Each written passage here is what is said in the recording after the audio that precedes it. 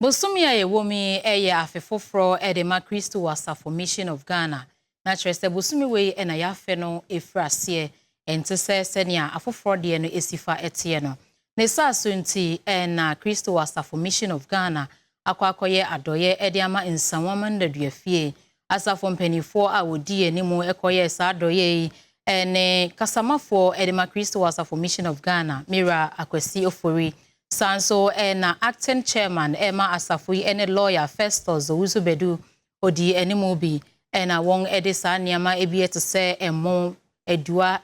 niama hodwa emma edisiesie wo ho metre sanitary pads detergent nsamana hodwa edisiesie fie ene niama dodo no a na won edekoye woko bebia emma ene mema na eda ni nyina ebra wodru mema na da bia ho no ADP Adam Mohammed Mukhtar ene ginemu eje niama sanso ena emano dabia honom no DDP Victoria Ajawuda ni ginemu eje niame.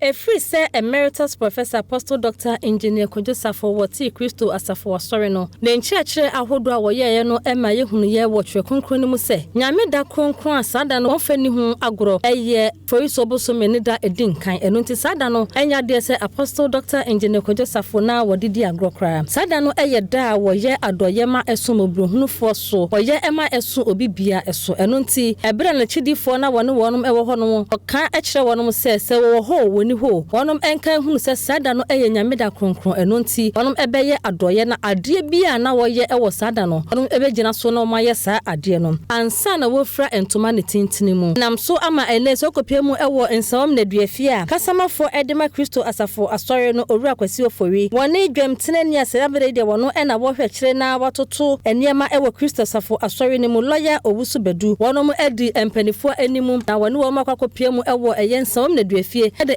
niema hodo kwa koma wonom wo ho no mo isia wa ha Kristo Asafo Mission of Ghana Apostle Professor Emeritus Asafo Kantanka edibaye na yehie enehia yehie ewo botaye nti a yehie ha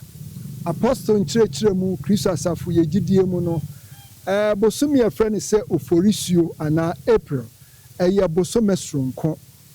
Apostle amayati asese bosomi afrɛ se Oforiwaa bosomi a nyame emu no bosomi a nukremu ni bosomi sonko kra frise nsunsanso akɛse ma obi ofrɛ no ho se wagye nyame adi ebisa bosomi we mu na Nyankopɔn de basɛ mu adin agye ne man efri Pharaoh nsem na saa bosomi nyame di si ho se enya bosomi a edikan ne da edikan no da soronko the sense Apostle kyerɛ yen se duru ho a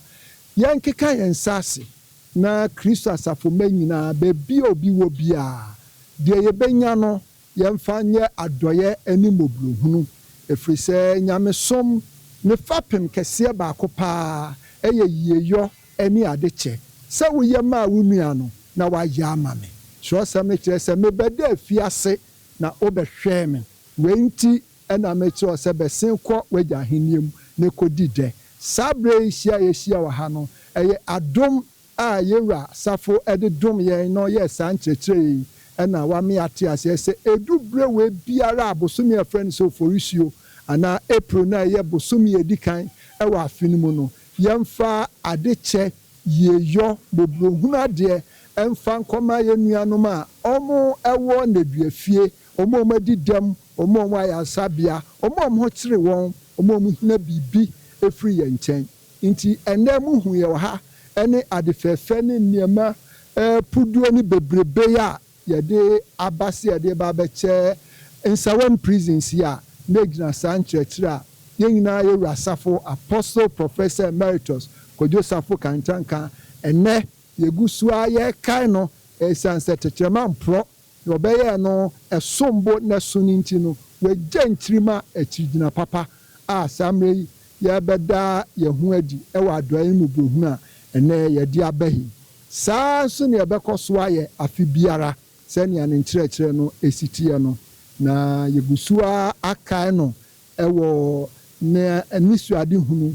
ene ne kwankyerɛ papa na doan ni mobro hu obeda na di ɛde bua nipa mpem. Na wɔde nneɛma bi te sɛ ɛmo, ɛdua, sanitary pads, ɛna afei nso toiletries. Wɔnom ɛde paano, ɛna afei nso gari ɛne nneɛma ahodoɔ bebree ɛna ɛkɔm a wɔnom ɛwɔ ɛyɛ nsawam na duafie. Na wɔpɛni a wɔno ɛna wɔgyina mmarima nan mu ɛgye nneɛma no ne din ɛyɛ ADP Adam Muhammad Mokhtar. Wɔno ɛna wɔgyina mmarima nan mu na wɔgye yɛ. On behalf of Director General of Prisons, the officer in charge, medium security prisons, Nsawam, who doubles as the regional commander, Eastern Region,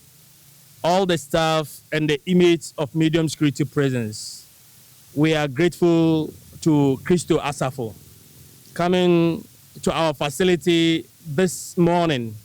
with these items to donate to the brothers and sisters who are behind bars. First of all, we are grateful to you, and we repeat to say that our happiness knows no bounds for you coming to our aid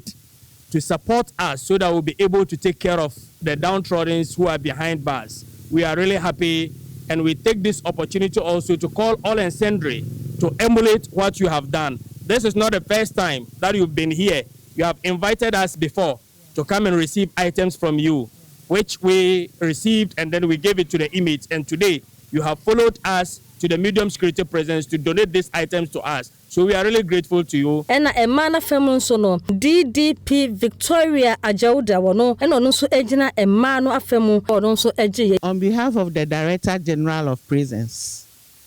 on behalf of all officers and inmates, I, Victoria Ajauda, Deputy Director of Prisons,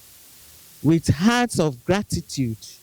received all these wonderful gifts you have brought to us on behalf of the inmates. It is a kind gesture you have brought to us, which depicts the spirit of our Father Emeritus. As I stand here, I'm just missing him because every year, I would say for the past 3 years, I've been part of his expo in Accra. Every year, I'm part of that program. Even if Emeritus is not there, the spirit still lives on. And so we are grateful that today you have come to show us kindness